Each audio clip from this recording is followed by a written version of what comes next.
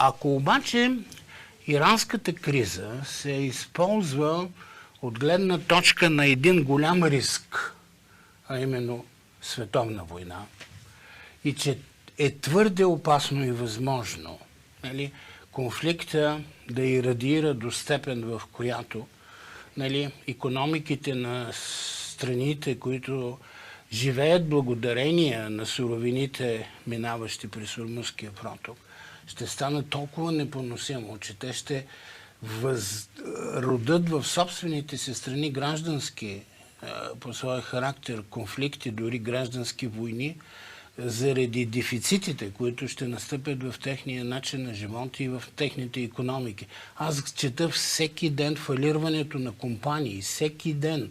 Ако вие четете, ще видите колко много компании фалират всеки ден.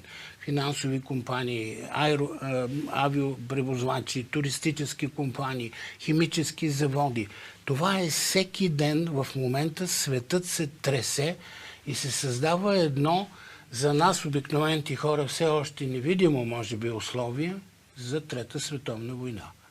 Тази ситуация трябва да бъде разбрана от опасността, а не от ползата ми в момента, какво ми трябва, колко барела и така нататък.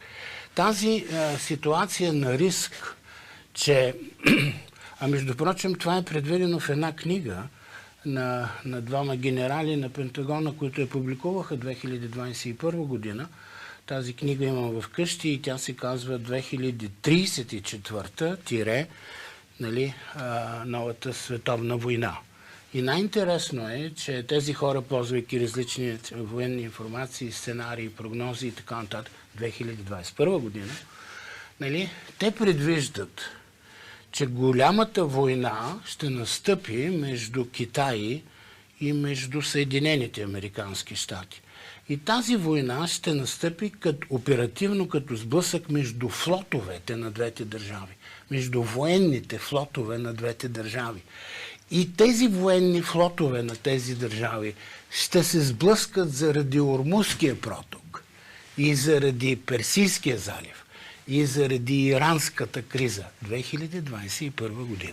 Разбира се, вътре има и други, нали, неща. Да кажем, криза в Балтийско море, нали, криза в Африка, криза на други места. И тези кризи и малки локални войни около този централен проблем, Ормузския проток, те започват някакси да се сливат тези конфликти, нали? Става едно пренастройване и преформатиране на държави, които застават от едната или от другата страна.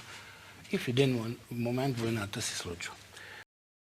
Вчера или онзи ден 3 тежки бойни кораба на китайския флот са се придвижили до Ормузския проход. И сякаш тази книга, която аз четах преди няколко години, за да ми се едно, че се случва реално. Това са тежки кораби, 2 бойни с най-модерна техника. С супер стратегическо оръжие на тях. Това е най-добрият разузнавателен кораб, един от тях, който може на 1000 мили да усвоява цялата информация, която се случва. Тези кораби са само на 100 км от Ормузския проход и са готови за военни действия. И това става във времето, в което се разбира, че няма да има май примирие. Условията, които си поставят двете страни, са от такъв характер, че няма как другата страна да ги приеме.